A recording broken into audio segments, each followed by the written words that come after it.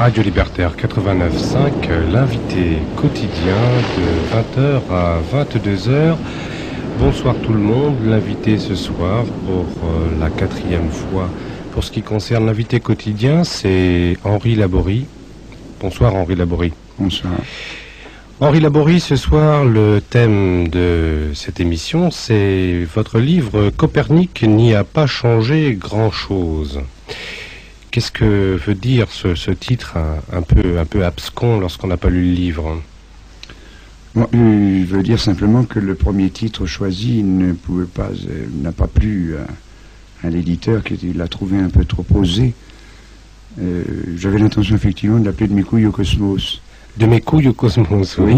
Non, c'est ce qui veut dire, la question qui se posait à moi, c'était qu'est-ce qui pousse un individu avec ce qu'on appelle sa libido, c'est-à-dire sa besoin de vivre, oui. Non pas simplement la partie sexuelle, mais le besoin de vivre.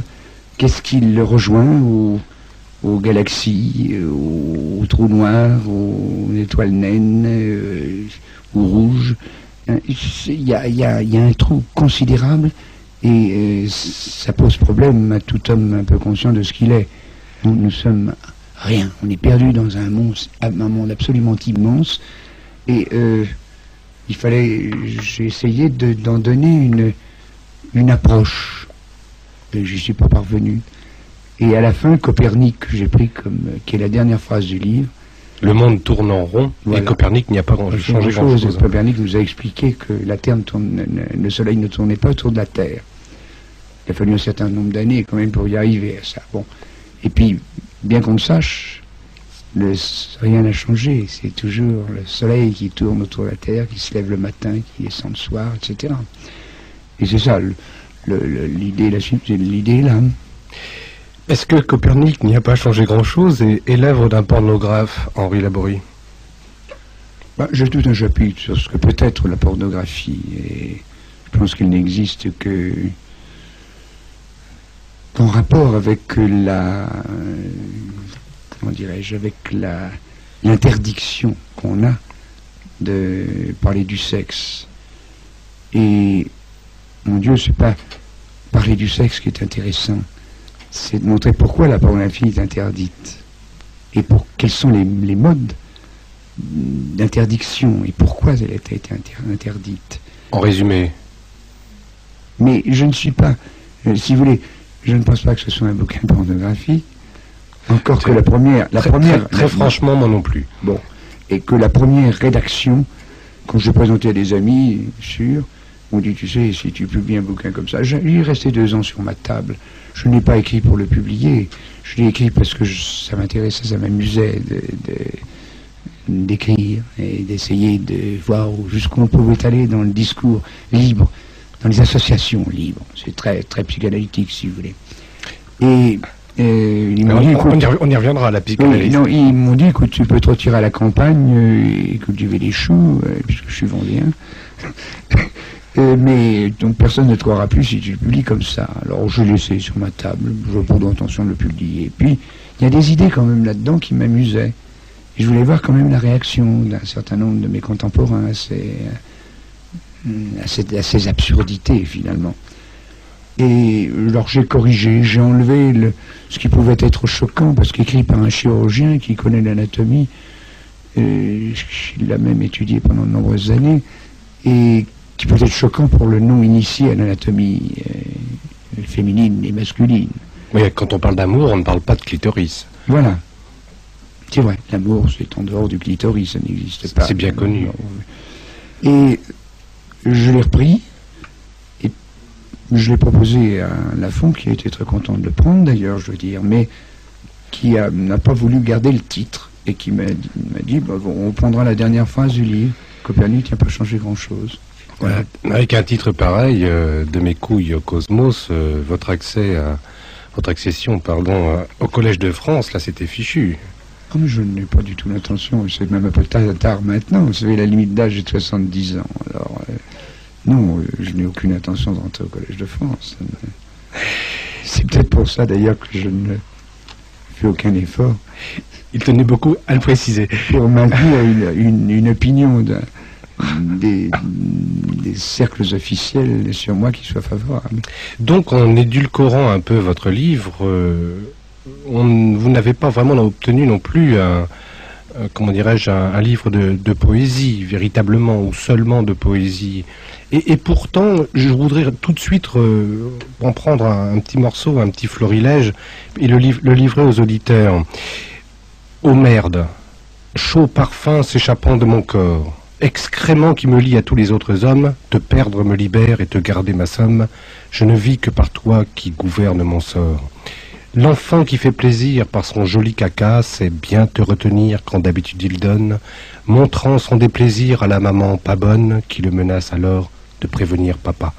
Ainsi, autour de toi, dès les tout premiers jours, s'organisent l'amour, la peine et la tendresse, et chez l'adulte, enfin, le manque de caresses fera des constipés par vengeance d'amour. C'est signé Freud. Sigmund Freud, soi-même. Non, mais bien sûr que je ne veux pas quand même... non, je me suis amusé dans ce livre à montrer que tout discours logique aboutit à l'absurde. J'ai pris les grands discours logiques de tout homme contemporain. Ils y passent tous, quel que soit le sujet. Et je montre qu'un discours logique ne peut aboutir qu'à... Je prends un exemple. Il y en a plusieurs, dans tous d'ailleurs. Mais il y en a un qui est frappant, je trouve. Parce que on nous dit il faut repeupler la France. Nous sommes actuellement en baisse démographique. Et en baisse. En baisse, oui, d'accord. En baisse démographique, en chute démographique. Et il y aura bientôt plus suffisamment d'adultes pour payer la retraite des vieux. Alors évidemment, les vieux commencent à se sentir angoissés. Et comme il y a une population qui vieillit de plus en plus, parce qu'on prolonge la vie humaine par des méthodes épidémiologiques d'ailleurs, et qu'on atteint d'ailleurs le sommet. Actuellement, ça commence à redégringoler uniquement parce que la vie devient de plus en plus impossible. Bon, enfin... Le fait d'avoir supprimé les grandes endémies, la peste, la variole, etc., font que les gens vivent plus vieux. Il reste encore de la politique, mais... Oui, c'est encore une maladie dont nous ne sommes pas débarrassés. Et donc, évidemment, ça semble parfaitement logique. S'il n'y a plus d'adultes, donc d'enfants, il y aura plus suffisamment d'hommes producteurs pour payer la retraite des vieux. Seulement, ce qu'on ne dit pas, c'est que plus on fait d'adultes, plus on fait d'enfants, plus on fait d'adultes, mais plus on fait d'adultes, plus on fait de vieillards. Donc il faudra faire l'amour de plus en plus pour arriver à payer la retraite des vieux. Et on se demande quelle sera la limite. Alors, à un certain moment, d'ailleurs, on imaginera des moyens avec les masses médias dont vous faites partie, d'ailleurs, pour expliquer que il vaut mieux quand même diminuer la reproduction. Et là, on augmentera, de même qu'on augmente les allocations familiales, on les diminuera. On fera tout un programme sur la contraception, etc. Alors qu'actuellement, au contraire, c'est un danger. Et finalement, on voit très bien un couple d'amoureux qui se mettent au lit en disant est-ce qu'on augmente nos allocations familiales ce soir ou est-ce qu'on ne les augmente pas? Et l'amour est la chose qui transcende l'homme tout de même. Alors quand on ramène cette notion d'amour à des choses aussi triviales que celle de payer la retraite des vieux ou de se défendre contre l'envahissement du Maghreb ou des pays sous-développés qui vont envahir bientôt, on l'a entendu ces jours-ci, qui vont envahir ce pays qui n'aura plus d'enfants, on se dit que vraiment des concepts comme ceux-là sont d'une bêtise mais révoltante. Et l'amour lui-même n'est pas trivial? Vous m'avez déjà posé la question sur l'amour, on ne va pas y revenir. Je vous l'ai dit dans une précédente émission. Vous voulez quand même pas nous faire croire qu'on y échappe, puisque le thème, enfin le schéma de Copernic n'y a pas changé grand-chose. C'est une nuit d'amour qui se passe pas forcément en Chine, mais qui... Enfin, je ne vais pas anticiper, on dira à quoi elle aboutit. Cependant, cette nuit d'amour permet à... je dirais pas à l'auteur, mais je dirais à son personnage principal, puisqu'il y en a deux, de fortes digressions. Et d'ailleurs, on a beaucoup de mal lorsqu'on aborde le livre. Je suis assez embêté pour vous brancher sur tel ou tel sujet, puisque je ne me souviens même plus où ça démarre, je me souviens vaguement où ça atterrit en revanche. C'est fait exprès. L'association libre, et ça, c'est quand vous êtes dans un plumard et que vous fumez une cigarette et que vous rêvez, les idées, les images, les concepts s'enchaînent. Et c'est ça ce que je me suis amusé à faire. J'ai essayé d'enchaîner les concepts en allant d'un à l'autre, en revenant au précédent, et sans qu'il y ait un... Et ça gênait d'ailleurs l'éditeur, il voulait des chapitres. Alors finalement on a fait des petites divisions, mais il n'y a pas de chapitre dans un livre comme ça. C'est une nuit pendant laquelle un type rêve. Hein, il fait l'amour, bien sûr. Mais je crois que ce qui est gênant, c'est qu'on veut séparer l'amour sexuel de l'amour mythique, l'amour idéal. Celui qui est majuscule. Alors ça se mélange d'une façon tellement intime qu'on ne peut pas les séparer. Ce sont deux choses qui vont ensemble. Radio Libertaire, téléphone 262 90 51.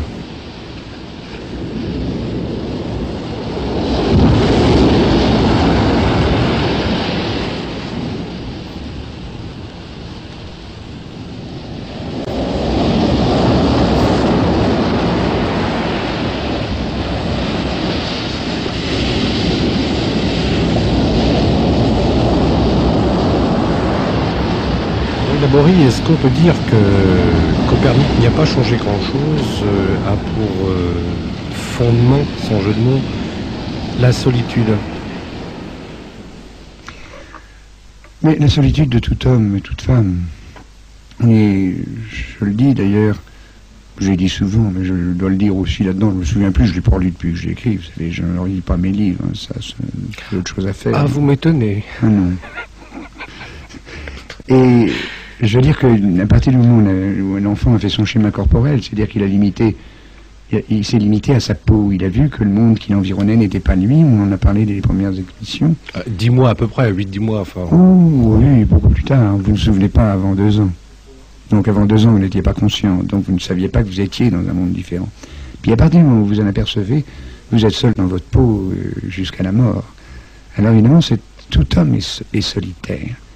Alors il essaie de trouver l'autre, et ça c'est le narcissisme primaire, c'est-à-dire qu'il essaie de trouver l'autre, puis il ne trouve jamais que lui. Et c'est Narcisse se penchant sur un ruisseau, il voit son visage, puis il y a beau y avoir des femmes avec des seins nus, des nymphes, des naïades, et ça n'intéresse pas, ce qu'il veut, c'est retrouver lui-même, et puis il ne retrouve que lui-même, il ne peut pas trouver dans l'autre l'équivalent de ce qu'il est.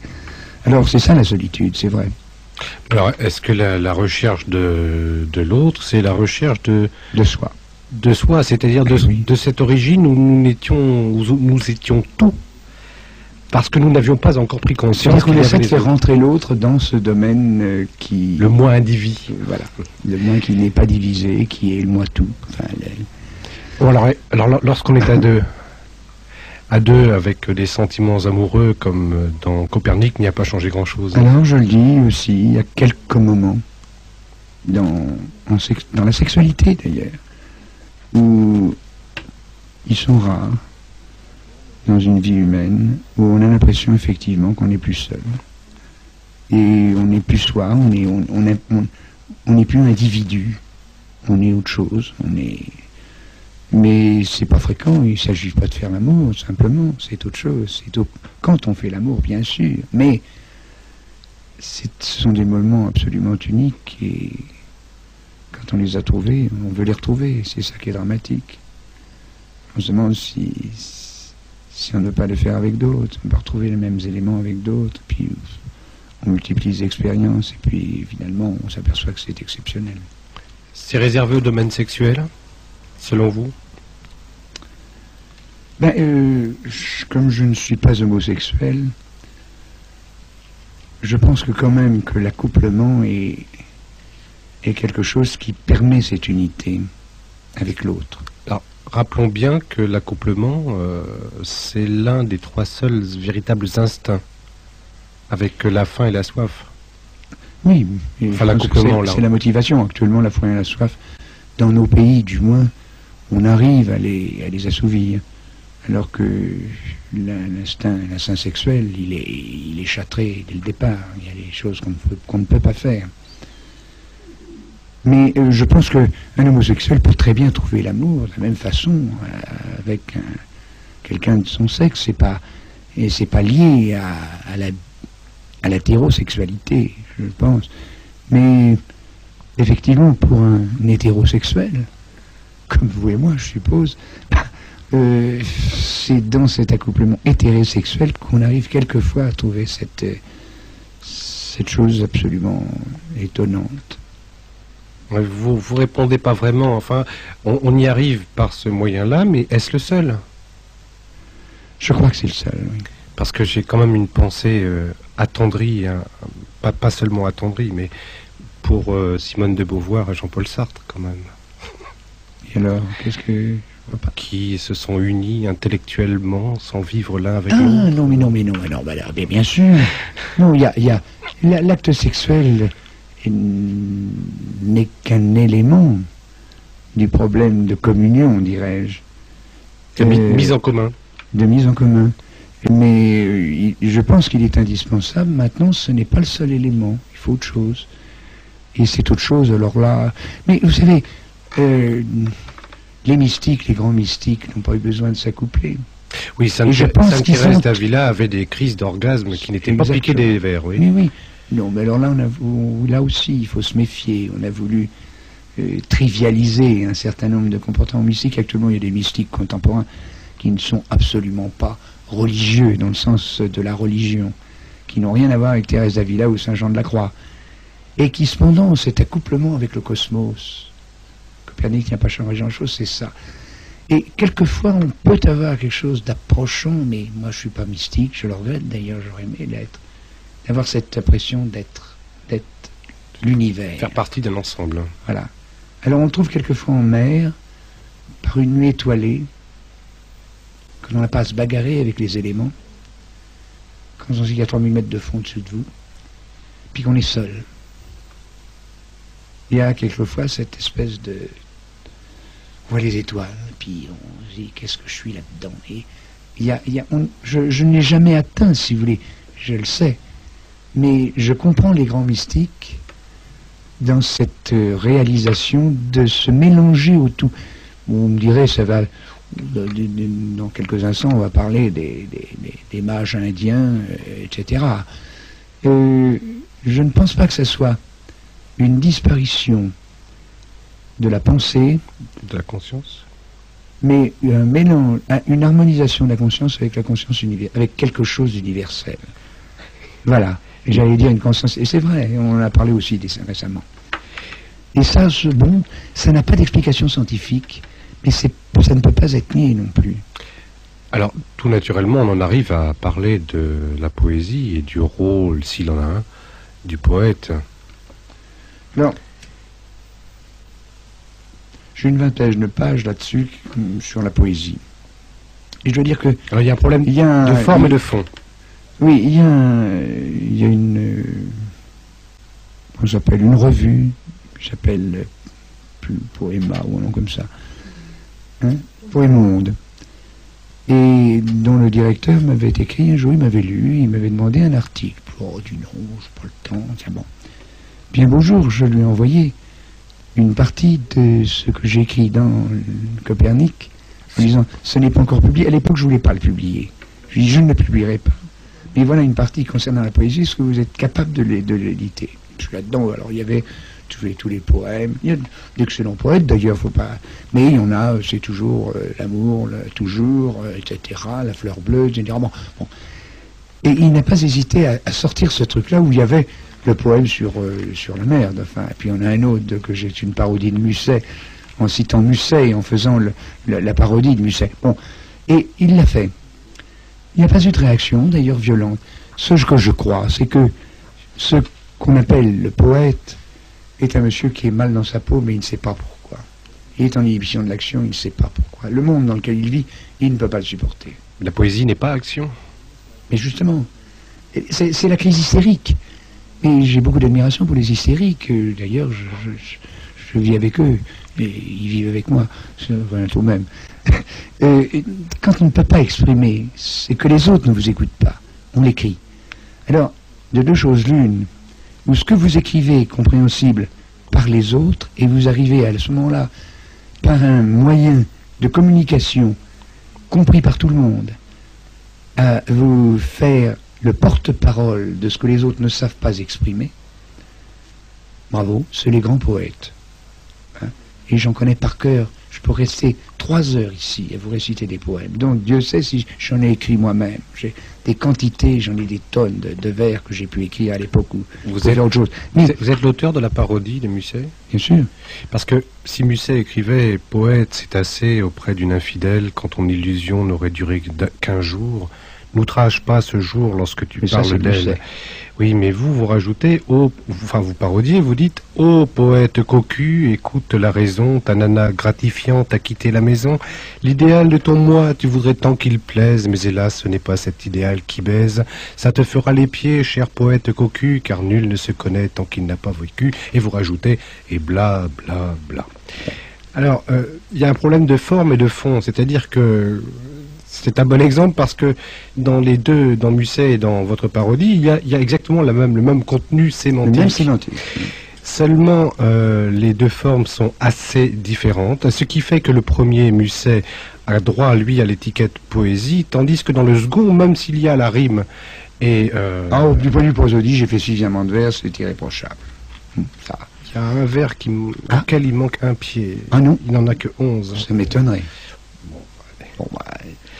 Je compte pas sur mes doigts, remarquez, ma fin. Je sais, et le dactylographe compte sur leurs doigts. Ta nana gratifiante a quitté la maison. Non, il y en a 12. Ah, mais non, parce que vous dites... C'est pas celui-là. Ah non, non, sûrement pas. Il est juste. Ils sont bons, ils sont tous bons. Bon, bref. Oui. Bon, dans la forme, dans la forme, c'est parfait, mais alors, il manque ce je ne sais quoi, comme vous ajoutez qu'un peu d'humour, il manque ce je ne sais quoi qui fait que ça n'a pas le droit au titre de poésie. Ben voilà. Et alors, on en revient à la question initiale. Qu'est-ce que la poésie? Alors, j'avais commencé à vous dire que quand on s'exprime en un langage cohérent comme celui de Musset, par exemple, vous pouvez être le porte-parole, finalement, d'un tas de gens qui n'ont pas la possibilité de le faire. Et puis, il y a des moments où ce que vous avez à dire, vous ne savez pas vous-même ce que vous avez à dire. C'est pas clair. Et là, vous écrivez des choses strictement incompréhensibles, mais on dit c'est génial. Alors là, moi, je veux bien. Mais c'est thérapeutique, c'est une thérapeutique excellente pour le type qui écrit. Parce que, finalement, comme vous le disiez tout à l'heure, on a parlé de l'inhibition de l'action les fois précédentes, c'est une façon d'agir. Et là, en plus, s'il arrive à se faire éditer, en général, il se fait éditer à compte d'auteur. Et je dis d'ailleurs, au moins, tout n'est pas perdu, parce que l'éditeur lui-même n'y perdra pas, c'est déjà quelque chose. Bien. Mais il s'est fait plaisir en exprimant, dans un langage incompréhensible pour les autres, ce que lui-même ne sait pas. Alors, dans ce cas-là, comme thérapeutique du poète, de la névrose du poète, et je ne veux pas lui en vouloir, hein, parce que ne pas être névrosé dans des cultures, enfin, des civilisations comme les nôtres, c'est vraiment, il faut mettre du sien. Donc on ne peut pas lui en vouloir. Mais qu'à ce moment-là, il ait besoin de l'approbation des autres, c'est là où ça devient peut-être assez suspect. Il a besoin qu'on l'édite. De même, vous me direz, vous avez besoin qu'on vous édite. Non, moi, quand j'écris, bon, on est d'accord, on n'est pas d'accord, mais c'est écrit dans un français qui peut être compréhensible par n'importe qui. Bien. Alors qu'il y a certains poètes, et de plus en plus, qui écrivent, qui mettent sur le papier leur inconscient, leurs problèmes non résolus, et qui ne connaissent pas, ils ne peuvent pas le connaître, c'est dans leur inconscient, et qui veulent y faire participer les autres dans un langage que les autres ne comprennent pas. Alors là, je me demande à quoi sert la poésie. C'est tout. Vous prendre un exemple d'un auteur pas clair de prime abord, Mallarmé. Oh là, Mallarmé, c'est très compréhensible, c'est très clair. Wow. La lune s'attristait des séraphins en fleurs, pleurant le château doigt dans le calme des fleurs vaporeuses, tirées du bron de viol. C'est très clair. Oui, alors, non, je pense que Mallarmé ne peut pas le prendre comme... Le vierge, le vivace, le bel aujourd'hui, va-t-il nous délivrer d'un coup d'aile ivre, ce lac dur, transparent, oublié, que hante sous le givre, le transparent glacier des vols qui n'ont pas fui. Vous n'allez pas me dire que c'est clair, c'est beau, mais c'est pas clair. Oui, peut-être. Mais en essayant de faire, en faisant un effort, on arrive à comprendre. Alors que, je vous assure que j'ai fait des efforts pour comprendre certains poètes, je ne les comprends pas. Alors que quand vous prenez Paul Fort, par exemple, l'ex-prince des poètes, hein, du coteau qui illumine l'heure tremblante des genêts, j'ai vu jusqu'au lointain le versement des mondes, j'ai vu ce peu de terre infiniment rythmé me donner le vertige des distances profondes. C'est Copernic, mais dans une autre langue, une sacrée langue. C'est Copernic. Quand tu vois le type qui est en haut d'un coteau, qui voit ce peu de terre infiniment rythmé, qui lui donne le vertige des distances profondes. Et je levais tremblant, c'est comme ça que termine le poème, la palme de mon corps vers cette grande voix qui rythme l'univers. C'est formidable. Et ça, c'est de la poésie pour moi. Je ne veux pas obliger les gens à aimer la poésie que j'aime, bien sûr. Mais la poésie, depuis Christine de Pisan jusqu'au poète maudit, d'accord, c'est un langage compréhensible. Et je participe au mal-être de tous ces gens-là, parce que pour être poète, il ne faut pas être bien dans sa peau. Bon, là, on est d'accord, ça part d'une pathologie. Ça part d'une pathologie qui ne peut pas s'exprimer autrement. Est-ce que l'on peut généraliser... Pathologie. Qu'est-ce qu'est la pathologie? Oui. Alors, revenons. Hein, je crois qu'on en a beaucoup parlé. On parlait justement. Si vous n'êtes pas imbécile heureux, vous faites des vers. Bon. Est-ce que l'on peut généraliser, élargir pas seulement la poésie, mais le fait d'écrire, donc élargir à tous les écrivains? Les écrivains, c'est des malades en raccourci. Je pense qu'effectivement, pour écrire, c'est une façon d'agir quand on ne peut pas agir autrement. Quand on n'a pas la possibilité d'agir sur ses contemporains par l'action, c'est-à-dire le fait de s'introduire dans un système de compétition, de passer des concours, d'arriver au haut d'une hiérarchie, etc. Quand on n'a pas ce moyen-là, qu'on ne peut pas supporter ce type de compétition, on devient écrivain ou poète, c'est vrai. Ou scientifique d'ailleurs, ça revient au même. Parce que vous savez, il y a une sacrée poésie dans la science, il ne faut tout de même pas l'oublier. Actuellement, prenez les astronomes actuels, ils sont en train de construire des cosmologies basées sur de la physique particulière et des mathématiques qui est d'une poésie extraordinaire, vous comprenez? Et seulement, pour atteindre, là aussi, c'est un langage qu'un certain nombre de gens peuvent comprendre quand ils ont la syntaxe et la grammaire. Et le vocabulaire, bien sûr.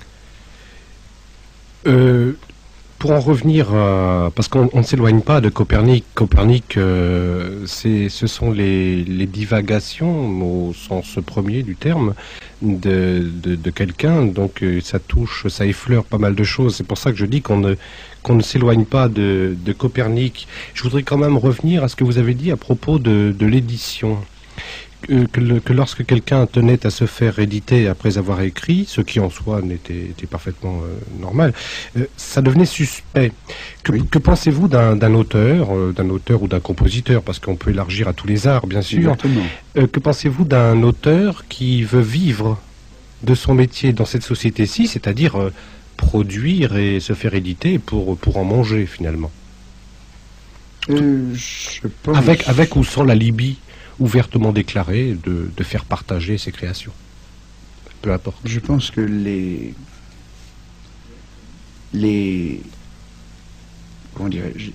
actes de création ne doivent pas être des actes marchands. C'est très idéaliste dans un monde comme le nôtre. Mais aussi bien la science que la poésie, ça ne se marchande pas. On n'en fait pas un métier. On l'a dans le creux du ventre, et c'est ce que je dis d'ailleurs. Il y a très peu de poètes qui s'ouvrent l'abdomen et qui veulent tripes sur la table. Hein, et que ces tripes soient valables pour l'ensemble des tripes de l'univers, enfin de la planète. Et je pense que il y a une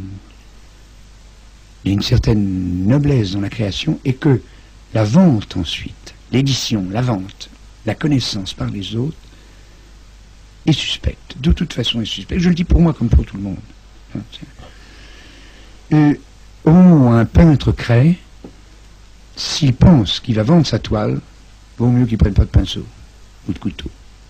Alors nous ne connaîtrions aucune grande œuvre ou réputée telle, selon alors votre raisonnement. Là, vous revenez à... Effectivement, c'est une question très, très perverse. Bach, Dieu sait si je l'aime. Prenons Bach, mon frère, jusqu'à une époque récente, on commandait et on payait une œuvre. Et effectivement, le poète passe... Si, non, mais je veux dire, on la payait. Oui, mais vous prenez un cas extrême. Paul Fort. Il aurait fallu qu'il écrive et qu'il laisse dans le tiroir ce que vous dégustez tant. Il y a deux choses. Il y a en tirer profit. Je pense que là, ça ne faut pas jeter le discrédit sur le fait d'en tirer profit. Parce que nous sommes dans une société de marchands. Et ça date pas d'hier, il y a 12 000 ans que ça dure. Et quand une société de marchands, si vous voulez que ces marchands vous autorisent à vivre simplement, il faut que vous leur produisiez quelque chose. En plus, tout ce qui est artistique donne à cette société de marchands un alibi, parce que pratiquement ça a l'air gratuit. Donc, comme l'architecte qui est entre les mains des promoteurs immobiliers, leur donne c'est la goutte d'art que l'on met dans une construction, qui n'a de valeur d'ailleurs que parce qu'on a acheté un terrain qu'on a bâti dessus en le prenant aux autres, en expropriant, etc. Bon. Et l'architecte, comme les créateurs en général, sont dans une société marchande où, pour leur permettre de vivre, il faut qu'ils vendent. Mais s'ils créent avec l'idée qu'ils vont vendre, à ce moment-là, à mon avis, c'est dramatique. Est-ce que vous ne pensez pas que la pression de nécessité, c'est-à-dire devoir pondre un bouquin parce qu'il faut bouffer, qu'on a un contrat avec l'éditeur, la pression de nécessité elle-même ne peut pas être un facteur d'art et de génie? Allons-y. Je suis pas sûr. Je pense que l'art est très spontané. L'art et la science, elle est spontanée. Elle est une recherche elle est basée sur l'angoisse de l'existence, l'angoisse existentielle, comme disent les psychiatres. Qu'est-ce que je suis venu faire sur cette planète, et qu'est-ce que sont venus faire les autres? Et c'est ça qui finalement fait les créateurs, quels qu'ils soient. Il n'y a pas de... Alors effectivement, il y a un autre point qu'il faut ajouter, c'est que souvent, et surtout en sciences, moins qu'en littérature, et déjà la littérature, si elle est philosophique, déjà, elle va rentrer dans le cadre des sciences, puis la science des sciences, la philosophie. Vous ne détenez pas la vérité, et si vous êtes suffisamment lucide, vous savez que ce que vous croyez, le monde que vous avez construit, pour vous, bien sûr, pour être heureux au sein de ce monde, c'est une vision très parcellaire de ce qu'est la réalité. Bien. Alors, vous dites, est-ce que je me trompe vraiment complètement? Et ça, c'est une question que vous posez sans arrêt. Est-ce que d'autres participent à cette création que j'ai faite, à ce monde, que ce soit celui de la poésie, de l'art ou de la science? Et alors, il y a une deuxième chose, effectivement, qui vous pousse à publier, qui est de vous dire, bon, je vais voir ce que les autres en pensent. Mais, par exemple, vous prenez Copernic. Je ne sais pas combien il a été vendu d'exemplaires, personne ne l'a lu, personne n'en a parlé. C'est un livre, qu'un savant ou soi-disant tel se permette d'écrire un bouquin comme ça, je dis, c'est pas sérieux, c'est pas vrai, ou il se fout de nous, c'est un vieillard décati qui, bon. Et aucune analyse n'a été faite, excepté dans un journal belge du soir. Hasard. Hasard. Enfin, et personne n'en a parlé. Parce que ça gênait, et que ça ne correspondait pas à l'image qu'on se faisait du savant respectable. Bah, mon Dieu, un savant respectable est un homme comme les autres. J'ai tout un passage sur les notices nécrologiques à l'Académie de médecine. C'est attristant. Et finalement, on ne dit jamais comment ces gens-là faisaient l'amour. Ce sont des êtres éthérés et leur fils suit leur... Alors qu'on serait bien plus éclairé si on nous parlait de leur façon de faire l'amour. Bah, si en général ils ont essayé de s'élever dans une hiérarchie, c'est qu'ils le faisaient mal. Une question d'auditeur pour en rester au sujet de l'art. Si tout le monde était heureux, y aurait-il encore de l'art? Formulé différemment, la douleur est-elle nécessaire à l'art? Mais je crois avoir dit déjà dans une émission précédente, je ne sais plus ce que j'ai dit dans ces émissions d'ailleurs, que Mme Maupomé, l'année dernière, ou il y a 2 ans, m'a demandé de prendre un compositeur que j'aimais et d'en parler à la radio avec les disques qu'on passait pour illustrer mon discours, si vous voulez.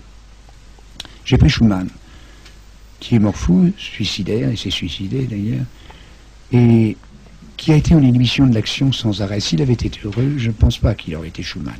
Et elle m'a dit en terminant, la maniaco-dépressive en plus de Schumann, est-ce qu'on pourrait la traiter actuellement? Je lui ai répondu oui. Je pense qu'avec du lithium, il avait de grandes chances de ne pas être maniaco-dépressif. Mais est-ce que ça aurait été Schumann? Van Gogh? Mais Van Gogh, mais Cantor, parce qu'on prend toujours des artistes. Cantor, c'est la théorie des ensembles. Il est mort fou. Semmelweis qui a trouvé les microbes avant Pasteur est mort fou. Vous allongez la liste. Et même des gens qui dominent le monde contemporain, comme Einstein, n'étaient peut-être pas fous. mais c'était un être vraiment asocial. Enfin, ça, quand on voit la vie d'Einstein, on se rend compte que c'était pas un type normal. Alors c'est une même question, tout ça, la douleur est-elle nécessaire à l'art ou la pression de nécessité? Je voudrais juste l'illustrer par quelque chose. Plusieurs dessinateurs de presse, à ce micro, nous ont bien précisé que cette pression de nécessité qui est la commande impérative et les délais également impératifs en temps pour réaliser leur croquis étaient très nécessaires à à l'œuvre créée au bout. Parce que s'ils avaient tout leur temps, y compris des années, et le sujet au choix, il n'est pas du tout évident qu'ils feraient des dessins. Parce qu'ils ne sont pas suffisamment motivés. Ils sont motivés par le fait d'entretenir leur petite famille et d'avoir une vie correcte. Mais s'ils étaient motivés suffisamment, il se passerait de cette passion de nécessité dont vous parlez. Cette passion de nécessité, elle existe, mais elle n'est pas à ce niveau-là. Elle est au niveau cosmique.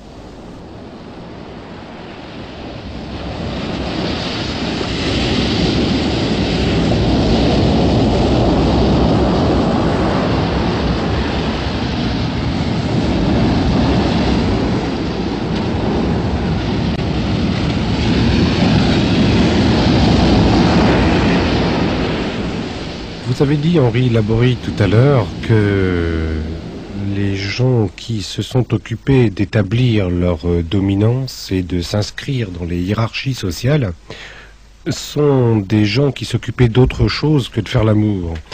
Vous pouvez développer ?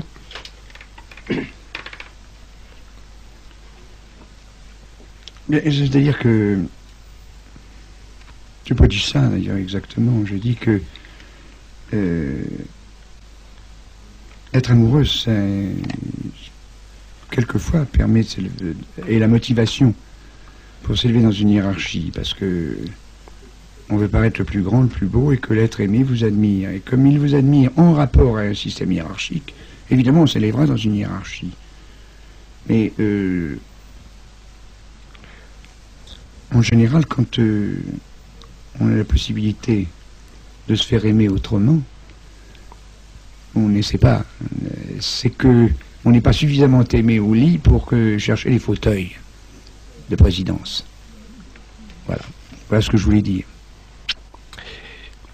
Les insignes, vous en avez un respect très très modeste apparemment. On retrouve dans Copernic une petite peinture, comme il y en a presque à chaque page, d'un monsieur d'un certain âge qui entre, on ne sait trop où d'ailleurs, peu importe, un monsieur d'un certain âge aux tempes grisonnantes et penché vers l'arrière, à tel point qu'on pourrait se demander s'il n'allait pas être nécessaire de le soutenir pour l'aider à rétablir son équilibre. En fait, c'est quelqu'un gonflé d'orgueil. Le revers de son manteau s'ornait d'une magnifique rosette de la Légion d'honneur, qu'il s'empressa de confier à la demoiselle du vestiaire. La rosette et son manteau furent accrochés juste à côté des WC. Il est vrai que... C'est vrai, je l'ai vu. Il est vrai que, pour que nul ne l'ignore, il avait une autre rosette sur son veston. On ne peut pas une rosette sur un manteau. Peut-être. S'il y en a quelqu'un qui le font, ça leur fasse plaisir. Moi, je veux bien.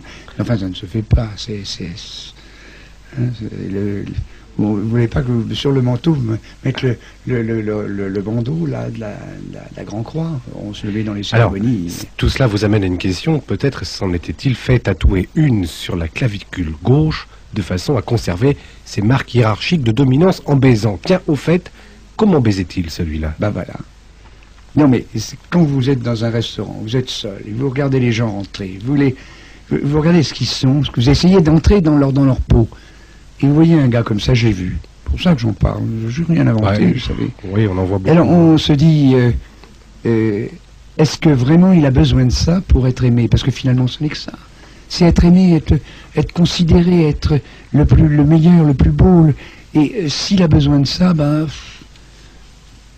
tant mieux et tant pis pour lui. Il n'y a pas besoin de ça. Il n'y a pas besoin de s'accrocher à une machine, évidemment. Quand vous faites l'amour, vous êtes à poil. Bon, vous n'avez pas de galon non plus. Bon, vous êtes... et c'est là que, évidemment, les choses commencent à devenir sérieuses, si j'ose dire. Alors, vous n'avez ce que vous nous donnez depuis tout à l'heure comme argument, tout ce qui est dominance et établissement et volonté de dominance, ça ne tient qu'à... C'est assez flou, remarquez pour l'instant, ça ne tient qu'à une chose ou deux, où on est mal baisé, ou on est mal baisant, en gros. C'est un peu simple. Non, il y a... C'est un peu simple, mais et l'amour dans tout ça, quand on ne peut pas dominer sexuellement, évidemment, on cherche des débouchés. Ah. On cherche d'autres moyens. Vous avez dit dominer sexuellement. Donc être aimé, dominer, c'est être aimé. La dominance, on va pas revenir sur les premiers jours où vous m'avez interrogé. Quand vous trouvez un objet gratifiant, quelque chose qui me fait plaisir, oui. Quelque chose qui vous fait plaisir. À ce moment-là, s'il y a un autre, vous pensez qu'il y en a d'autres autour de vous qui pourraient trouver aussi que ça pourrait leur faire plaisir. Et vous dites, c'est à moi. Il n'y a pas d'instinct de propriété, il y a simplement le fait que dans une compétition, vous voulez conserver votre objet gratifiant. Pour le conserver, il faut dominer l'autre. Alors il y a des moyens de dominer, de conserver l'objet gratifiant, c'est de lui devenir indispensable. Et puis il y a l'autre moyen qui consiste à s'élever dans la hiérarchie pour que l'objet gratifiant, l'être gratifiant, puisse vous admirer autrement que dans vos performances sexuelles, si vous voulez. Donc finalement, tout ça, c'est toujours le même besoin d'être aimé, de ne plus être seul dans sa peau, d'être aimé et de conserver ce qui vous fait plaisir, ce qui est indispensable à votre existence. C'est tout. Alors les règles pour se débarrasser de ces gens qui nous dominent dans les hiérarchies sociales, somme tous, seraient de se débrouiller pour faire en sorte qu'ils soient mieux aimés. Mais je pousse le raisonnement logique en disant si on établissait sur les performances au lit, bah oui, hein, les règles de la dominance, on verrait peut-être s'établir d'autres types hiérarchiques. Hein. Mais à ce moment-là, je dis, ce qui est embêtant, c'est qu'ils seraient fichus de nous foutre des concours de baisse et il faudrait passer un certain nombre de diplômes dans l'exercice de cette fonction. D'établir une nouvelle dominance. Voilà, une nouvelle dominance. Alors, c'est ce qui montre le ridicule de tous les comportements humains, tels que tous les jugements de valeur, tout ce que cette bouillie dans laquelle nous nageons à longueur de journée. D'ailleurs, la scène du restaurant dans Copernic, qui est vraiment, enfin, c'est un passage. Le roman n'est pas là-dessus, bien sûr. C'est pas un roman. Le livre n'est pas là-dessus. C'est un roman ou un essai, je ne sais pas ce que c'est. C'est tout ce qu'on voudra. C'est un roman, finalement. Ce sont des divagations. C'est des divagations. Ça commence par l'observation d'une table familiale assez classique. Oui, je m'en souviens. Où l'enfant tente d'interrompre, d'être servi. Je l'ai vu, j'y ai assisté, c'est pas inventé. J'ai rien inventé là-dedans. Vous savez, j'ai vu les choses et puis je les raconte. Vous voulez bien nous la raconter, celle-là? Je m'en souviens plus très bien. Si vous l'avez lu, peut-être que vous la raconterez mieux que moi. C'est l'enfant essaie d'être... Je vois encore la table, je vois encore les personnages, mais maintenant ce qui a été dit, je ne me souviens plus exactement. Le père se sert. Oui. L'enfant veut être servi après le père, mais la grand-mère intervient en disant non, c'est au tour de mémé maintenant. Et après papa. Après papa, c'est mémé. Et la mère, elle-même, s'écrase et attend son tour après mémé. Et en dernier lieu, on suppose que ça sera l'enfant. Ça sera l'enfant, oui, bien sûr. Et alors là, la discussion qui a suivi sur le fait qu'il fallait avoir son bac pour réussir actuellement dans la vie, etc. Enfin, il y a tout un... cette famille était adorable. J'en avais les larmes aux yeux à l'écouter. C'était... Non, mais c'est vrai. C'est à la voir triste et réjouissant de voir comment on pourrait transformer les hommes en leur apprenant autre chose que ce qu'on leur apprend. Et en ayant un autre type de rapports sociaux. Moi, ça m'a attristé, cette famille. Il y en a aussi au même restaurant, quelques jours après. Il y avait manifestement 2 membres du CNRS qui ont passé leur repas à parler de la nouvelle loi. Des savants, alors des savants. Oui, des nouveaux règlements, etc. Et de la façon dont un tel qui n'avait plus de patron. On va passer un petit peu à autre chose. C'est une question d'auditeur. Mais je voudrais quand même dire une chose. Dans ce que je raconte, ne croyez pas qu'il y ait un mépris quelconque. il y a une certaine tristesse, effectivement, devant un certain nombre de gens qui sont comme moi, exactement pareil, qui sont nés avec le même cerveau, qui n'ont pas eu la chance que leur métier leur apprenne comment il fonctionnait. Et qui...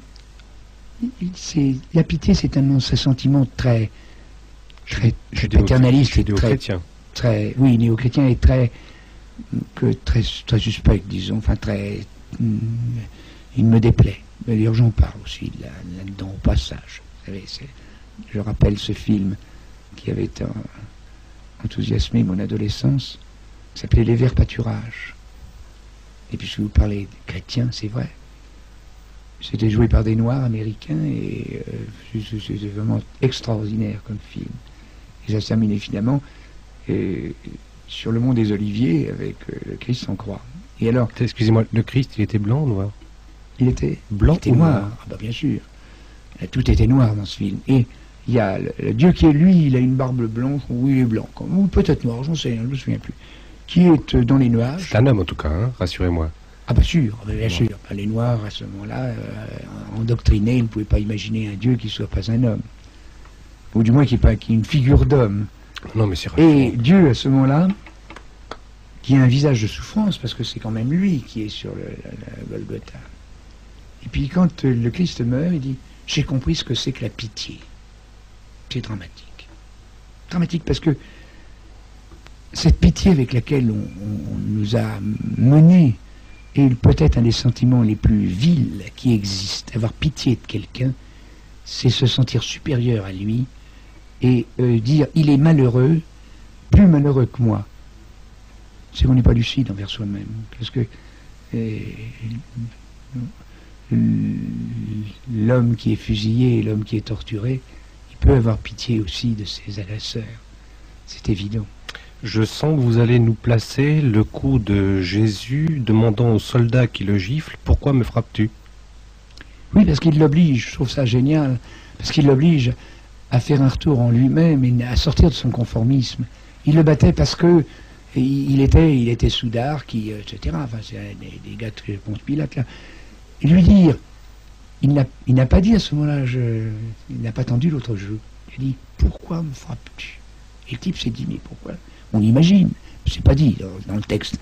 Mais, et ça, je pense que c'est important de dire, de ne pas discuter avec les gens, mais de leur poser les questions qui les obligent à rentrer en eux-mêmes et se dire d'où ça me vient, ça, d'où vient cette notion que j'ai. C'est la maïotique? Peut-être, remontons à Socrate, je veux bien. Donc une question d'auditeur ou d'auditrice, du reste, pourquoi les femmes ne font-elles jamais le premier pas? Est-ce seulement socio-culturel? Le premier pas, je suppose qu'il s'agit... oui, dans l'approche de la sexualité. De drague, oui. Oui, je pense que c'est parce que c'est vraiment socio-culturel, ça, il n'y a pas de raison. Il y a des pays comme le Québec où les femmes font le premier pas, hein, souvent. On ne s'en sort plus. Pourquoi pas? Moi, je vois pas de... Hein, c'est vraiment... On leur a appris que ça ne se fait pas dans la bonne société. Bon, alors ils ne le font pas. Mais ils ont tellement d'autres façons de faire le premier pas, un regard, un sourire, une attitude, ça suffit. Qu'est-ce qui vous rapproche ou vous distingue de René Girard? Oula. Ce qui me distingue d'abord, c'est que je suis... Vous voulez bien nous présenter René Girard? Oh bah, je le connais peut-être pas suffisamment pour le présenter, je ne voudrais surtout pas... Non, mais en trois mots. Le présenter, je dirais que présenter ce que j'imagine, ce que j'ai ressenti, ce que j'ai compris de René Girard. C'est autre chose.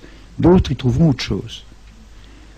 Ce qu'on peut dire, c'est que pour lui, l'agressivité, elle résulte de la non-différence. C'est la grande idée. La non-différence, la planification des individus amène à l'agressivité.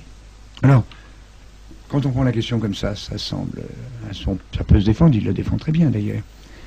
Mais déjà, il a des arguments qui sont souvent assez spécieux. Il dit par exemple, les jumeaux, si dans certaines situations tribales, on les tue, c'est parce qu'ils ne sont pas différents. Moi, je dirais que les jumeaux, ça court pas les rues. Et que si on les tue, c'est que justement, ils constituent quelque chose d'anachronique, d'anarchiste dans une société donnée. C'est pas normal. Bon. Pour lui, par exemple, je prends un autre exemple qu'il donne, parce qu'il donne multiples exemples, il faut lire ses principaux livres, La violence est sacrée, etc. Le bouc émissaire.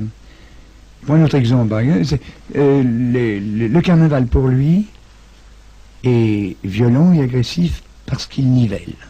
Et je pense que dans une société, c'est là où je veux en venir d'ailleurs dans un instant, dans une société, le carnaval est une soupape, ce qu'a été d'ailleurs par exemple mai 68. C'est une soupape à une structure hiérarchique de dominance dans laquelle effectivement, sous le masque, tout le monde est pareil. Et dans ce qu'a été le carnaval, l'aristocrate se mélangeait aux bourgeois et aux prolétaires. On ne sait plus qui c'était. Et à ce moment-là, on pouvait dire n'importe quoi. On pouvait ne pas, dans cette non-différence, on pouvait au contraire ne pas être agressif. L'agressivité était très, très temporaire et superficielle.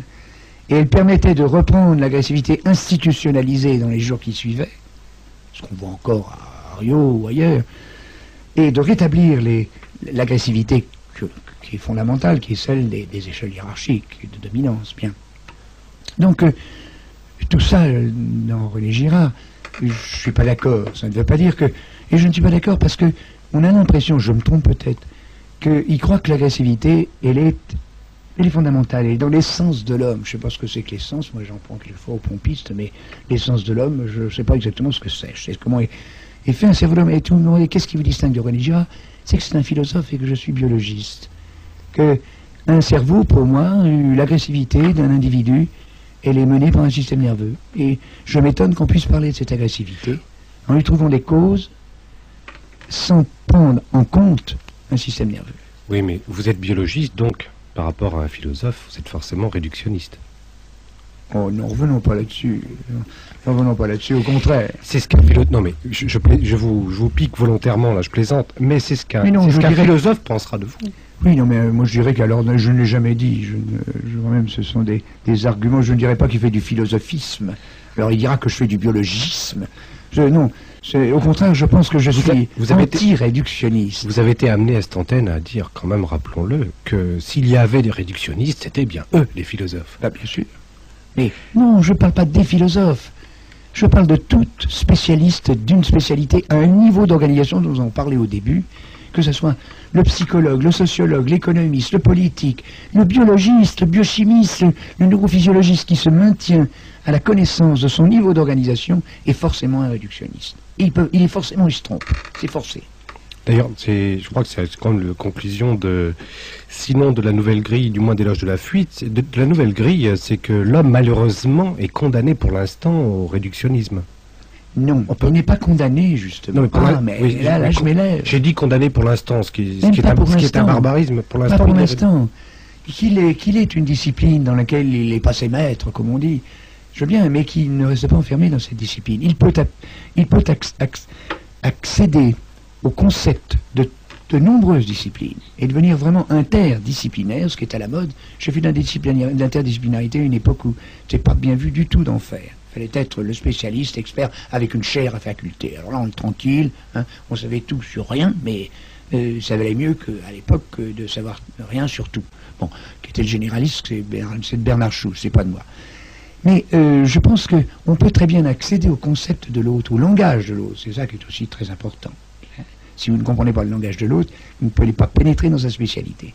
Sans être un technicien, c'est-à-dire sans avoir l'activité motrice, manuelle du technicien. Une technique, ça demande quelquefois une vie d'homme à apprendre. C'est très compliqué.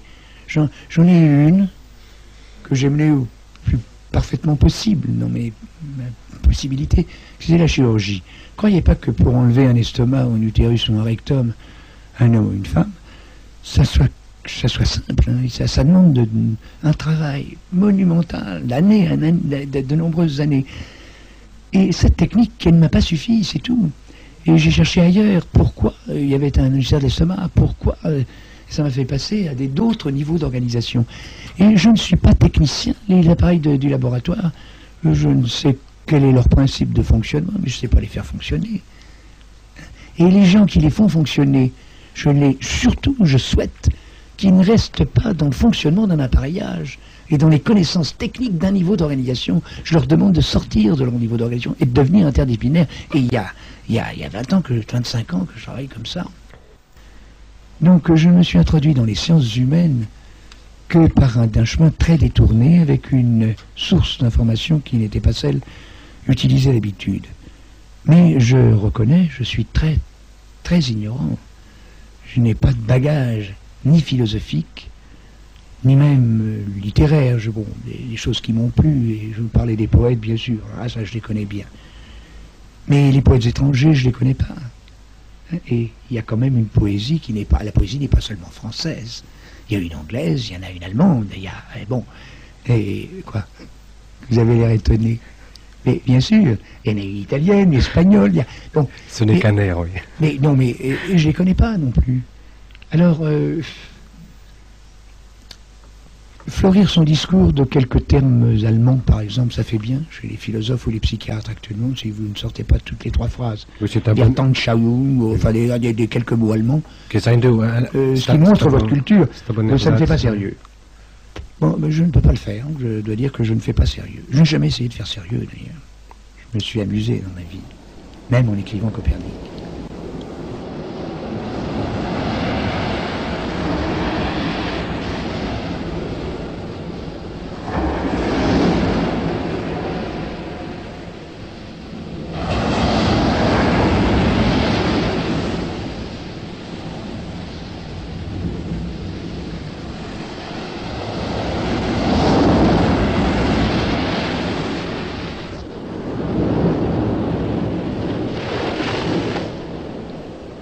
Radio Libertaire 89.5, téléphone 262 90 51. L'invité quotidien, Henri Laborie. Des questions d'auditeurs. Le penseur Sioran ne rejoint-il pas la biologie des comportements lorsqu'il dit que toute idée devrait être neutre, mais que l'homme y projette ses flammes, ses démences, son besoin de croire, son appétit de puissance, sa faculté monstrueuse d'espérer? Je ne pense pas qu'on puisse dire que toute opinion devrait être neutre. Toute idée, hein? Toute idée devrait être neutre. L'objectivité, ça n'existe pas. Être objectif, c'est être neutre, si vous voulez, mais ça n'existe pas. Même le cinéma n'est pas objectif. Même le journaliste qui va... ça n'est pas arrivé récemment. Il n'a pas rapporté ses films, mais il nous aurait donné une vue tronquée, une vue fausse, et qui était objectif par rapport à lui, par rapport à son inconscience, ses jugements de valeur, toute son engrammation culturelle. Et il n'aurait retiré d'un ensemble horriblement complexe qu'une petite partie qu'il aurait favorisée, qu'il aurait isolée pour nous la présenter. Donc je ne pense pas qu'une pensée peut être neutre. Mais effectivement, elle n'est pas neutre parce que nous la voyons toujours à travers notre apprentissage, je répète, depuis la naissance et peut-être avant. Nous la voyons à travers nos apprentissages, tous nos automatismes, tous nos concepts engrammés dans notre cerveau, et que effectivement, nous ne pouvons pas à ce moment-là avoir un regard. Il n'est pas objectif parce que ce n'est qu'une partie de la réalité. Et on ne le croit pas, on ne le sait pas. Et en plus, cette partie de la réalité, cette toute petite partie de la réalité, nous la déformons par tout ce que nous avons, tout ce que nous avons appris, tout ce que nous savons. Toujours en vision personnelle, égoïste, par rapport à notre plaisir, c'est-à-dire à la réalisation de l'idéal que nous avons de nous-mêmes, et de celui du groupe auquel nous appartenons. Donc, ce sont des fatras de mots qui s'ajoutent les uns aux autres. Et ce que j'ai essayé dans Copernic n'a pas changé grand-chose, c'est de montrer que tous ces discours logiques, toutes ces abstractions d'un sous-ensemble débouchent forcément sur l'ineptie, sur l'absurdité. Henri Laborie, toujours une question d'auditeur. Comment expliquez-vous la contagion dans un groupe et sa polarisation? Je pense que ce que veut dire cet auditeur, c'est que tout le monde dans un groupe pense de la même façon. Je pense que là nous revenons sur René Girard. Il faut trouver un moment donné pour maintenir la structure du groupe. La structure du groupe, c'est toujours, ce que ne dit pas René Girard, toujours une structure hiérarchique de dominance. Toujours. Alors, pour maintenir cette structure que certains trouvent très aliénante, d'autres en profitent, il faut trouver à l'extérieur le bouc émissaire. C'est l'expression bien avant René Girard, mais qui l'utilise. Ça sera l'immigré actuellement, ça sera le Crouille, ça sera le Boche avant la guerre, l'anarchiste, le Viet, etc. Celui qui n'est pas homme, le nègre, hein, non pas le noir, mais le nègre. Et il n'a plus là, et il rend à ce moment-là chaque individu du groupe très fier d'appartenir à ce groupe, même s'il est tout à fait en bas de l'échelle, parce qu'il est différent de l'autre et qu'il se reconnaît dans l'image que ce groupe donne et auquel l'individu qu'il est appartient. Le fondement du racisme. C'est ça. Alors là, ça, typiquement, pas autre chose. Une auditrice vous demande si quelqu'un qui n'a pas recours à la dominance ou l'agressivité, même pour être aimé, n'est pas condamné à la pathologie. Et qu'elle demande également si la normalité est-elle l'agressivité ou la non-violence? La quoi qui est... La normalité, entre guillemets, est-elle l'agressivité ou la non-violence? Mais qu'est-ce que c'est que le normal et le pathologique? Nous avons plusieurs fois... Qu'est-ce que c'est d'être normal? Dans une société comme celle-ci, la normalité, c'est d'être agressif et d'entrer en compétition pour établir sa dominance. Je rajouterais, ça dépend. Parce qu'il n'est pas bon, par exemple, même dans ce système, d'être agressif contre le système lui-même. Ah bah oui, non, bien sûr. Mais quand vous êtes conforme au système... Mais si on est compétitif, là c'est bon. Vous êtes agressif par rapport à l'autre en étant conforme aux lois du système. Mais je ne vois pas ce que c'est que la normalité ou la pas normalité. La non-violence, pour moi, est anormale. Elle est profondément anormale dans le système dans lequel nous vivons. Et je suis très fier d'être strictement anormal. Mais alors, donc, c'est le premier volet de la question, c'est quelqu'un qui n'a pas recours à la dominance ou à l'agressivité. Même pour être aimé, est-ce qu'il n'est pas condamné à la pathologie? Enfin, la réponse est dans la question, mais... Ben, s'il y croit, il sera pathologique. S'il n'est pas aimé, qu'il veut être aimé, et qu'il croit qu'il est indispensable, qu'il ne voit pas pourquoi il a besoin d'être aimé, s'il sait pourquoi il a besoin d'être aimé, il utilisera son imagination pour essayer d'être quand même aimé. Mais s'il y croit, s'il ne sait pas, et s'il utilise les arguments, les concepts et les techniques de la société dans laquelle il vit pour se faire aimer, je pense que là, il risque de tomber malade, effectivement. Il y a une certaine distance à prendre avec tout ce qui est les valeurs, comme on dit, ces valeurs qui font les hommes. Vous ne parlez pas du cul, là? Non, non, je parle, non, les valeurs, oui, ça en fait partie, mais enfin, bon. Non, c'est pas ça, c'est tout ce qui fait que, dans une société donnée, un homme ne sait plus pourquoi ceci est beau, pourquoi ceci est laid, pourquoi ceci est bien, ceci est mal. On lui a dit que ça c'était beau, ça c'était laid, ça c'est bien, ça c'est mal. Et pour se valoriser, pour appartenir à ce groupe, à cette société, il se conformise. Alors, dans cette conformité, s'il n'arrive pas à céder à la dominance, il risque effectivement, c'est-à-dire à être aimé, il risque évidemment de tomber malade. Mais il suffit qu'il prenne conscience de ça, qu'il sache pourquoi c'est ça, qu'il ait un doute, l'exercice du doute. C'est une profession de foi? Ah oui, oui. J'ai écrit, quand j'étais très jeune, un poème sur les convaincus. On peut l'entendre. Non, alors je sais pas. Dans mes œuvres immortelles, je ne les connais pas par cœur. Je connais celles des autres. Les miennes, très peu. Je n'aime pas. Alors, donc, sur le doute, j'aimerais bien vous voir développer ça. Le développer, il n'y a rien à développer, c'est évident. Enfin, c'est à partir du moment où on doute, ça ne veut pas dire qu'on n'agit pas. Ça veut dire que quand on agit, on sait qu'on n'agit pas ni pour le bien, ni pour le mal, mais pour soi. Et à ce moment-là, on doute, parce que soi, c'est pas l'humanité entière, c'est pas 4,5 milliards d'individus.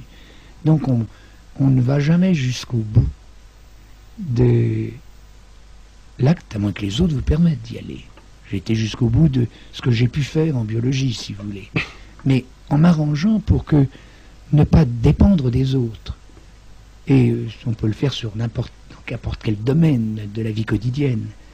Si vous ne doutez pas de vous-même et des autres, de vos idées, de vos valeurs, si vous ne les remettez pas continuellement en question, et si vous n'essayez pas de trouver je ne sais pas si c'est la meilleure des raisons, je veux dire, si vous n'essayez pas de trouver une technique vous permettant de dire que l'acte que vous êtes en train de réaliser n'est pas valable seulement pour vous, mais pour l'espèce entière, j'ai déjà eu l'occasion de le dire, méfiez-vous. Si elle est valable pour un groupe restreint, la famille, votre groupe professionnel, votre groupe confessionnel, si elle n'est valable que pour ce sous-groupe-là, c'est vraiment a priori une erreur. Et un acte malhonnête. Malhonnête dans ce que j'appelle l'honnête homme, qui était un homme qui doutait. C'était Montaigne, c'est Diderot, etc. Bon. Le doute, à mon avis, aboutit à la tolérance et évite l'intolérance. Si vous faites un acte, vous commettez un acte seulement pour votre famille, mais si vous pensez par exemple, famille de pensée, mais si vous croyez que votre famille de pensée est porteuse d'un bien pour l'humanité tout entière, que pensez-vous du doute?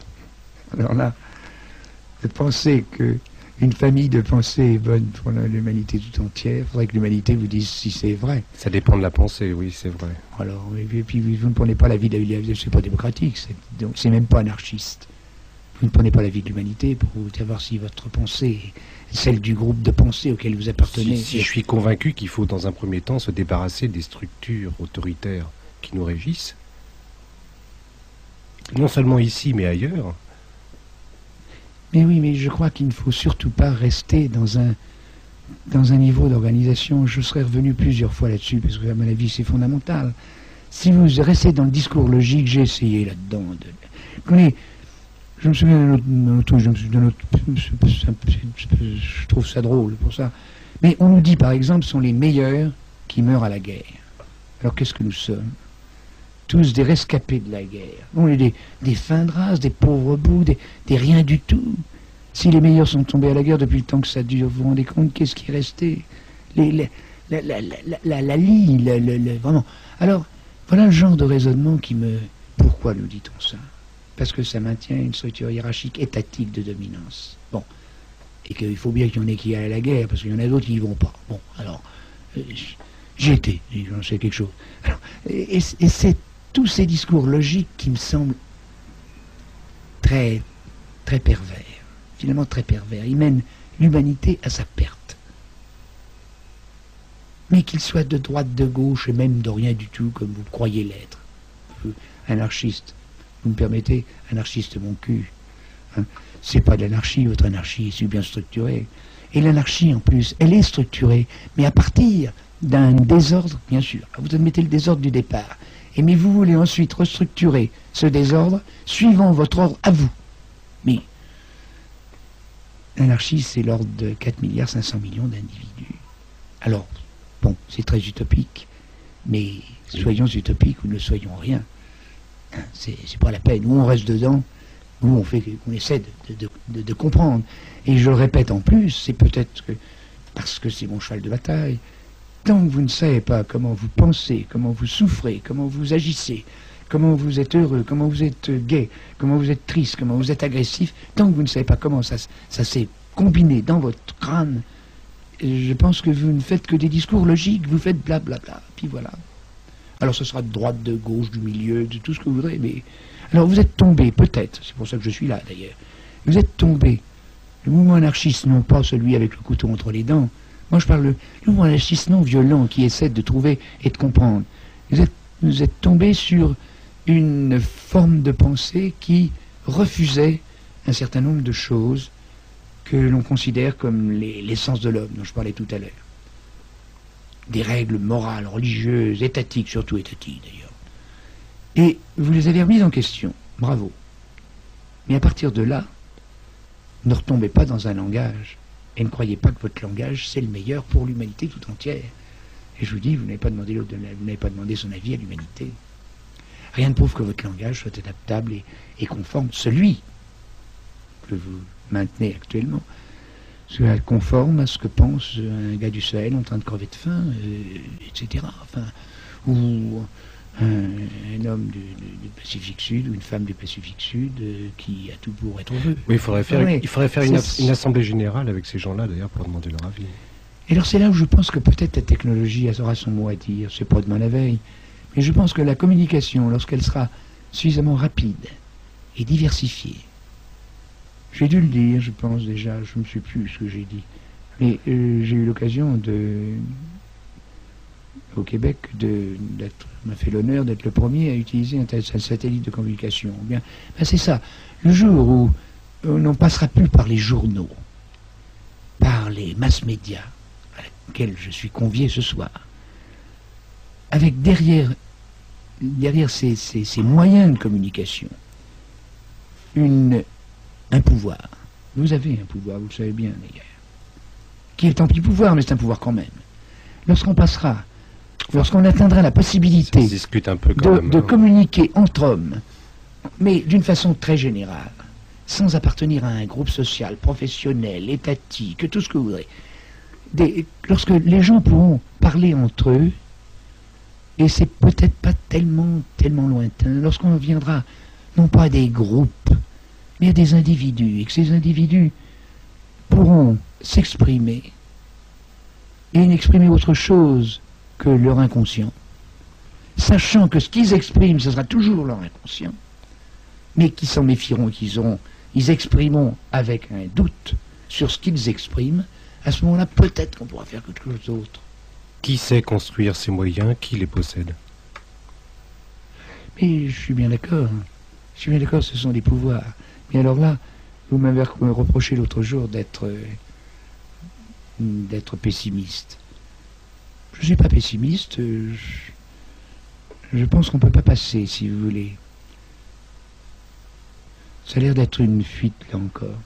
Je ne pense qu'on ne peut pas passer des premières structures vivantes dans l'océan primitif qui se sont réunies pour faire des êtres pluricellulaires, puis qui ensuite ont évolué jusqu'à l'homme.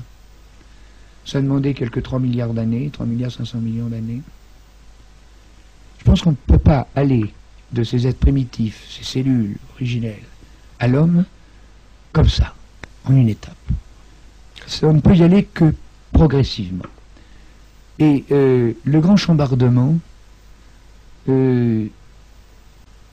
ça ne donnera pas quelque chose de nouveau si les hommes qui ont fait le chambardement sont les mêmes. Il faut que les hommes changent. Il faut qu'ils apprennent autre chose que la physique, les mathématiques et l'informatique, que l'histoire et la géographie, que tout ce qu'on apprend à l'école. Il faut qu'ils apprennent autre chose que ça. Vous n'aimez pas les étiquettes, c'est seulement une définition du réformisme que vous venez de nous donner. Je l'ai fait sciemment. Vous ne croyez pas? Je l'ai fait sciemment. Vous ne croyez pas du tout en la simultanéité d'une révolution des structures et des mentalités? C'est impossible. Écoutez, ce que vous dites là, l'expérience en a été faite. On a changé les structures dans des pays comme les pays de l'Est. On a supprimé la propriété privée, les moyens de production et l'échange. J'y vais souvent. Et c'est une réalité. Hein, les salaires sont très égalisés. Même ce qui est l'équivalent d'un grand patron en France, il habite un HLM. Bon, quand il fait partie de l'émission, s'il a sa dacha. Mais en réalité, on n'a pas changé. On retrouve exactement le même système de dominance. Mais c'est le bureaucrate et le technocrate, c'est plus le bourgeois. Bon, alors... Nous ne cessons de répéter cela sur cette antenne depuis 3 ans. Évident. Mais fondamentalement, est-ce que les structures ont changé? Est-ce que le verticalisme a disparu? Non. Où? Bah, là-bas, chez eux. Ah non, absolument pas, au contraire. Nous sommes... Une hiérarchie encore plus... Hein, et les décorations en bandoulière, là, bon... Nous sommes donc d'accord. Bon, ben, bien sûr. Donc il ne suffit pas de changer les structures sociales pour changer les mentalités. Mais elles n'ont pas changé, alors essayons de les changer, ces structures. Mais quand on les a changées... Mais elles n'ont pas changé, le verticalisme a demeuré en Union soviétique, les formes se sont modifiées, certes. Mais dans une société qui veut produire, et dont la finalité est simplement la production de biens marchands, qu'on échange entre individus, entre groupes sociaux, entre États, entre blocs d'États, et qui permet d'établir les dominances, comment voulez-vous changer la structure sociale? Et vous me dites ça à moi qui n'en veux pas d'État. Mais, ah oui, bien sûr, moi non plus. Et bien sûr, non mais, c'est très joli de dire, est-ce qu'une révolution va faire disparaître les États? Non. Regardez, des millions d'Américains votent pour Reagan. Je pense Attendez. Non, mais il faut moduler. Un Américain sur 2 vote. C'est tout. Et de tout temps. C'est déjà mieux qu'en URSS. 50%. Et c'est déjà mieux qu'en URSS. En URSS, qui vote à part les vieux crabes du parti? Bon, alors. Vous voyez, donc, je crois que c'est pas simplement... C'est pas une volonté des gens. Renverser des structures sociales, hiérarchiques de dominance, c'est pas pour ça qu'on va trouver autre chose. On trouvera une autre hiérarchique de dominance. Il faut préparer le coup bien sagement et avec des moyens qui ne sont plus langagiers, pas simplement avec des idées. Il faut le préparer avec des choses qu'on peut, comme nous le faisons au laboratoire. Souvent, écoutez, je ne sais pas si je l'ai dit non plus, parce que je ne me souviens pas, moi, d'une fois à l'autre.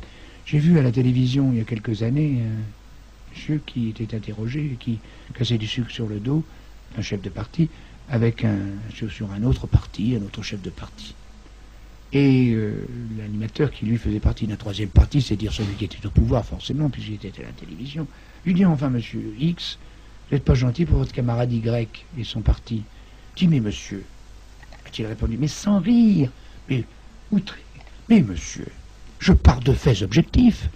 Mon analyse, parce que c'est toujours une analyse, est logique, comment voulez-vous que je me trompe? Bon bah, quand on entend des absurdités comme celle-là, vous comprenez, on ferait bien d'envoyer ces gens-là dans un laboratoire de temps en temps. Ils verraient que nous aussi, on part de faits objectifs. Et encore, quand on part de faits objectifs, c'est des faits qui ont été trouvés dans le monde entier. Quand on fait le même protocole, on arrive au même résultat dans 99% des cas. Bien. Ou au moins 95. Mais, à partir de ces faits qu'on associe d'une façon différente, une analyse logique, on appelle ça une hypothèse de travail, nous.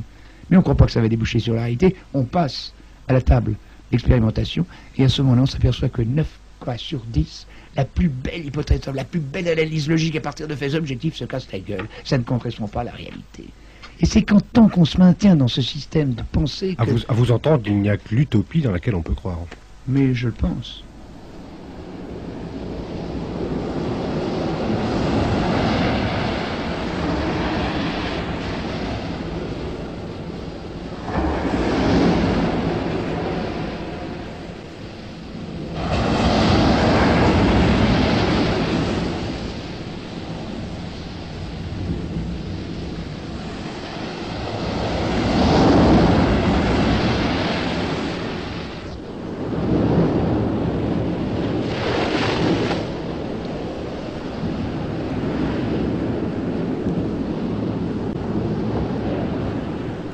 C'est un exemple de ce que je disais tout à l'heure. Vous parlez de quoi? De Brassens? De Brassens. Il a, toute sa vie a été obnubilé par la mort. Et toutes ses chansons tournent autour de la mort. Et s'il a créé, c'est parce qu'il avait peur de la mort. Et ça, cette poésie géniale, parce qu'une poésie, alors là, toute la langue, tout, les images, c'est vrai. Et c'est encore la crainte de la mort qui l'anime. Alors, je ne compte pas sur pour vendre des disques, vous savez. Poursuit hors antenne les discussions avec Henri Laborie.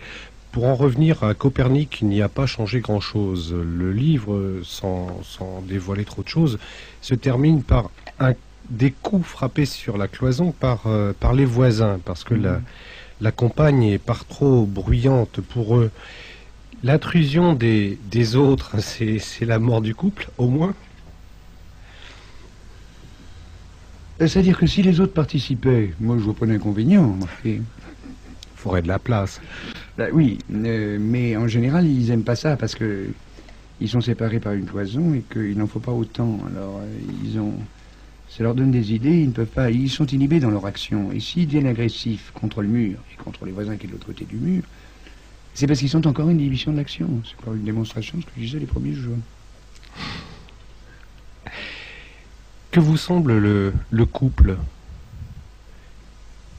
À brûle-pourpoint, le couple, c'est une bonne chose? On va pas parler d'homo ou d'hétérosexualité, on s'en fout, mais le couple. Bon. Si nous étions androgynes, dites-moi. Nous sommes tous androgynes, on essaie de nous l'expliquer, que nous sommes tous mâles et femelles, mais enfin, moi, malheureusement, je me sens plutôt mal.